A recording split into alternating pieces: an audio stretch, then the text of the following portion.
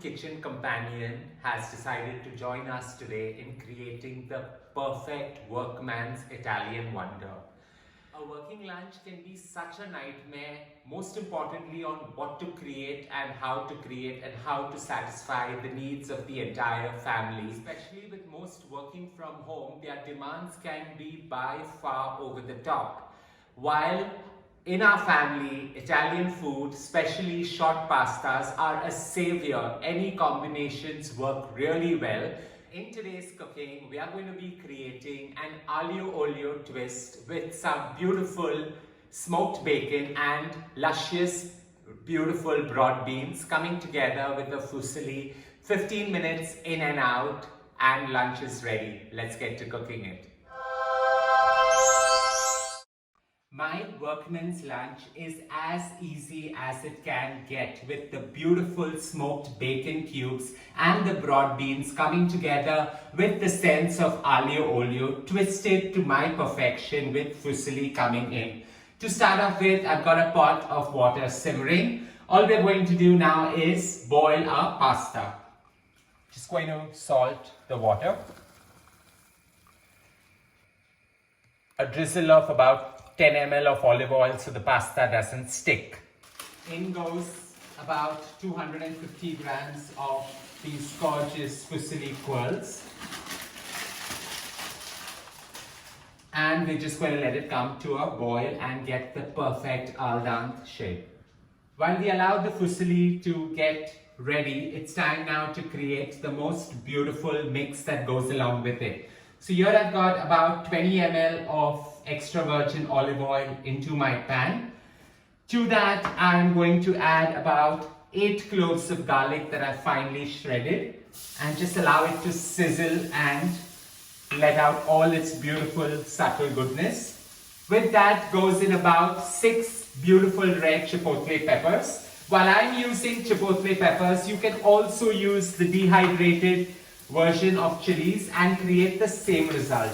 Allowing the garlic and the chipotle peppers to saute, it's perfectly okay if you allow the garlic to get a little brown, just enhancing the overall flavor. In goes about 200 grams of these beautiful smoked bacon cubes, and we're just going to let them get the perfect sizzle and char. Halfway through the process, it's now time to add these beautiful leeks to this entire mix. While I'm adding leeks, you can go right ahead and add some beautiful red onion. So about 100 grams of finely shredded leeks go right in, giving it that beautiful color and subtle fragrance. With this subtly sauteed and the leeks getting that beautiful luscious green that comes about with sauteing them, in goes these gorgeous beautiful white broad beans. While I've taken about 200 grams, soaked it overnight and gave it a boil, you can use the canned version of the same. I prefer using the dehydrated version because the flavors are more sharper and pronounced. So in these boiled broad beans go.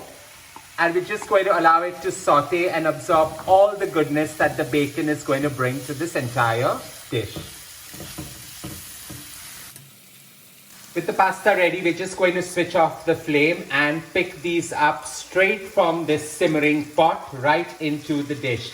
I do not want to refresh it because I want a little bit of the starch to get absorbed and create that perfect sauce that's required here.